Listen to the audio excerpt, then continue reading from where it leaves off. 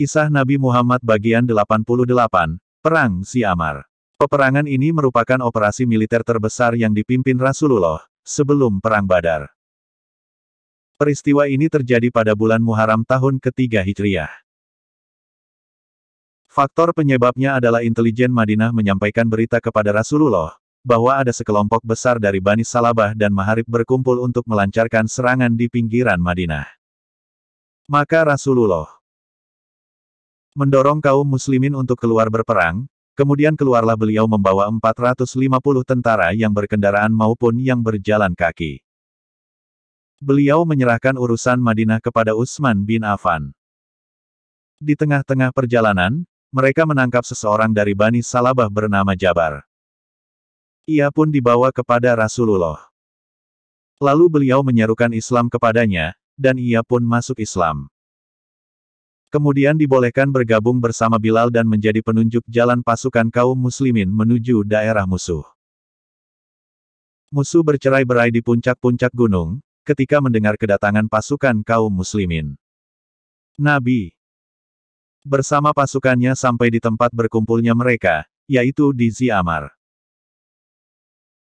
Di sana beliau tinggal selama sebulan penuh, bulan Safar tahun ketiga Hijriah, untuk menunjukkan kekuatan kaum muslimin kepada orang-orang Arab Badui dan agar mereka merasa takut.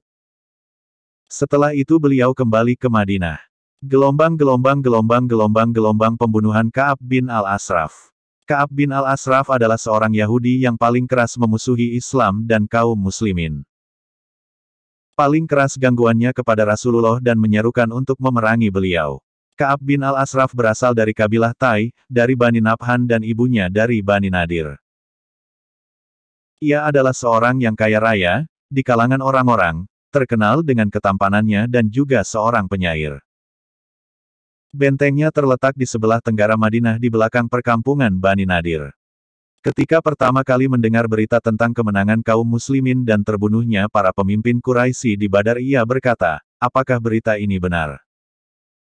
Mereka itu adalah para pemimpin orang-orang Arab dan raja manusia.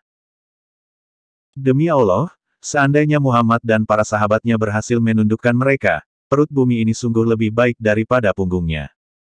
Tatkala kebenaran berita tersebut sudah dapat dipastikan, musuh Allah tersebut tergerak untuk mencaci Rasulullah dan kaum muslimin. Memuji musuh-musuh kaum muslimin, dan membangkitkan mereka untuk memusuhi kaum muslimin. Ia tidak puas dengan sekedar berbuat seperti itu, sehingga ia pun mendatangi orang-orang Quraisy dan singgah di tempat Al-Muttalib bin Abi Wada'a as-Sahmi. Di sana ia mengalunkan syair-syair ratapan para korban Badar dari kaum musyrikin yang dimasukkan ke dalam sebuah sumur Badar. Dengan demikian ia dapat membangkitkan kemarahan anak cucu mereka dengan kedengkian mereka terhadap Nabi, serta mengajak mereka untuk memeranginya. Ketika berada di Mekah, Ka'ab ditanya oleh Abu Sufyan dan kaum musyrikin, mana yang lebih engkau sukai? Agama kami atau agama Muhammad dan para sahabatnya? Dan manakah yang benar, jalan kami ataukah Muhammad dan para sahabatnya? Ka'ab menjawab, kalianlah yang lebih benar jalannya dan lebih baik. Kemudian turunlah firman Allah Ta'ala, apakah kamu tidak memperhatikan orang-orang yang diberi bagian dari Al-Kitab? Mereka percaya kepada Jib dan Takhut, dan mengatakan kepada orang-orang kafir, musyrik Mekah, bahwa mereka itu lebih benar jalannya dari orang-orang yang beriman. Surah An-Nisa, pukul 4.51. Kemudian Ka'ab kembali ke Madinah dalam keadaan demikian. Di dalam syair-syairnya mulai berani merayu-rayu istri-istri para sahabat dan menyakiti para sahabat dengan kelancangan lidahnya yang keras.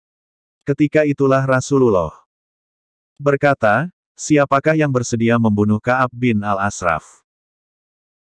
Sungguh ia telah menyakiti Allah dan Rasul-Nya. Maka Muhammad bin Maslamah bangkit dan mengatakan, saya, wahai Rasulullah. Apakah engkau suka apabila saya membunuhnya? Ya, jawab beliau. Muhammad bin Maslamah mengatakan, izinkan aku mengatakan sesuatu kepadanya. Katakanlah, sahut beliau. Bersambung bagian 89.